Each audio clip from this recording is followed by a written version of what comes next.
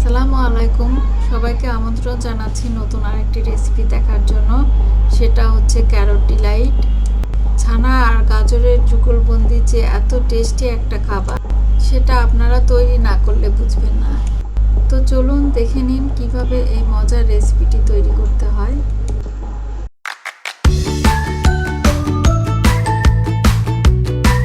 প্রথমে আমি গাজর ধুয়ে একটা পিলার দিয়ে ছিলে নিচ্ছি। এরপর নিচের অংশটাকে কেটে বাদ দিলাম। উপরের অংশটা কাটবো না, এতে গ্রেট করা সুবিধা হয়।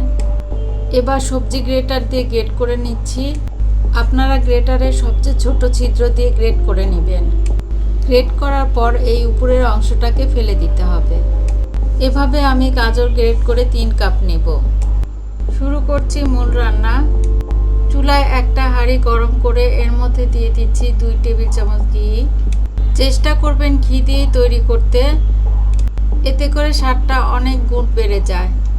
তবে ঘিয়ের পরিবর্তে আপনারা তেল অথবা বাটারও দিতে পারেন। এই ঘিয়ের রেসিপি আমার চ্যানেলে আছে, লিঙ্কটা আমি ডেসক্রিপশন বক্সে দিয়ে দিব, আপনারা চাইলে দেখে নিতে পারেন। দিয়ে দিচ্ছি 3 কাপ পরিমাণ গাজর কুচি। কিছুক্ষণ আগে যে গাজরগুলো আমি গ্রেট করেছি সেখান থেকে 3 কাপ নিয়ে নিচ্ছি। আমি গাজরটা এভাবে চেপে চেপে নিয়েছি কাপের মধ্যে। একটু নেড়ে চেড়ে এর মধ্যে দিয়ে দিচ্ছি 1/4 চা চামচ এলাচ গুঁড়া। আপনারা গোটা এলাচও দিতে পারেন, তবে অবশ্যই এটা রান্নার পরে এলাচগুলো ফেলে দিবেন। এখন এটাকে 4-5 মিনিটের মতো খুব ভালো করে ভেজে নিতে হবে, যেন গাজরের কাঁচা স্মেলটা চলে যায়। আমরা জর্দা সেমাই রান্না করার আগে যেভাবে সেমাই ভেজে নিতে হয় ঘিয়ের সাথে, ঠিক একইভাবে এই গাজরগুলোও ভেজে নিতে হবে। খুব ভালোভাবে ভেজে নিয়েছি। এখন এর মধ্যে দিয়ে দিচ্ছি 1.5 কাপ পরিমাণ লিকুইড দুধ। আপনারা গুঁড়া দুধ দিয়েও করতে পারবেন, তবে গুঁড়া দুধের সাথে পানি মিশিয়ে এই পর্যায়ে দিয়ে দিবেন। একটু নেড়ে চেড়ে দিচ্ছি, তারপর ঢেকে এই দুধের সাথে গাজরটাকে সিদ্ধ করে নিতে হবে। আর চুলার আঁচটা এই পর্যায়ে মিডিয়াম টু লোতে থাকবে। মাঝে ঢাকনাটা খুলে 2-3 বার নেড়ে দিতে হবে। দুধটা প্রায় শুকিয়ে এসেছে, এখন এটা নেড়ে চেড়ে আর একটু শুকিয়ে নিতে হবে। যখন মোটামুটি শুকিয়ে আসবে এই পর্যায়ে দিয়ে দিতে হবে 1/2 কাপ কনডেন্স মিল্ক। এই কনডেন্স মিল্কের রেসিপি আমার চ্যানেলে আছে, লিঙ্কটা আমি ডেসক্রিপশন বক্সে দিয়ে দিব, আপনারা চাইলে দেখে নিতে পারেন। আর এই রেসিপিতে কিন্তু কনডেন্স মিল্কটা ব্যবহার করতে হবে, চিনি ব্যবহার করা যাবে না, কারণ কনডেন্স মিল্ক দিলে একটা আঠা টাইপের ভাব আসবে, সেটা এই রেসিপির ক্ষেত্রে খুবই জরুরি।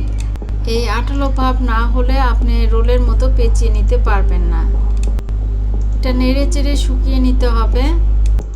নাড়তে নাড়তে যখন দেখবেন যে এটা বড় একটা দলার মতো হয়ে গিয়েছে আর পাতিলের গায়ে লেগে যাচ্ছে না, তখন এটা নামিয়ে নিতে হবে।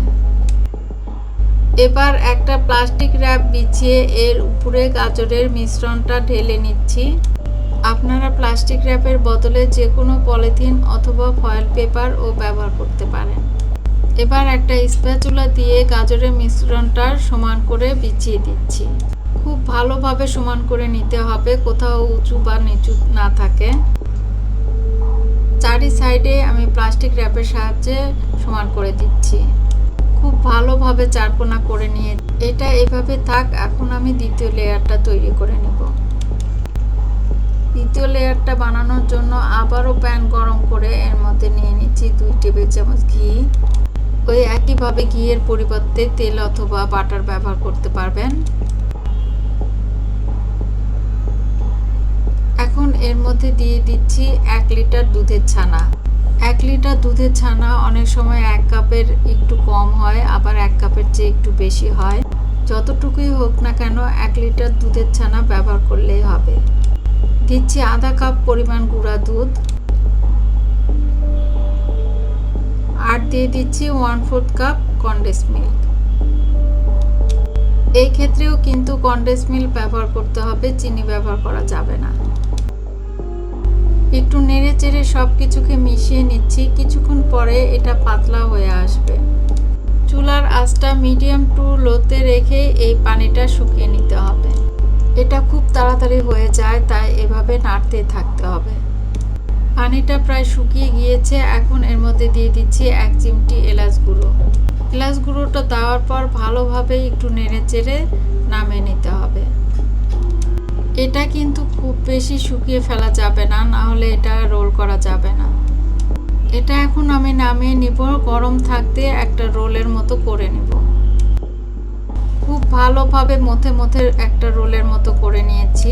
গাজরের মিশ্রণটা আমি যতটুকু চওড়া করে বিছিয়েছি ঠিক ততটুকু লম্বা করে আমি রোলটা করে নিয়েছি।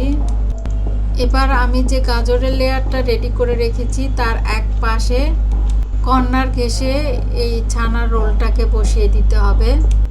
এবার প্লাস্টিক র্যাপের সাহায্যে এই রোলটাকে পুরোটা মুড়িয়ে ফেলতে হবে। এমনভাবে মোড়াতে হবে যেন গাজরের এই লেয়ারটা চারপাশে বর্ডারের মতো থাকে আর ছানার লেয়ারটা মিডলে থাকে। একটু ভালোভাবে চেপে চেপে দিতে হবে যেন লেয়ারগুলো একটার সাথে একটা খুব ভালোভাবে লেগে যায়।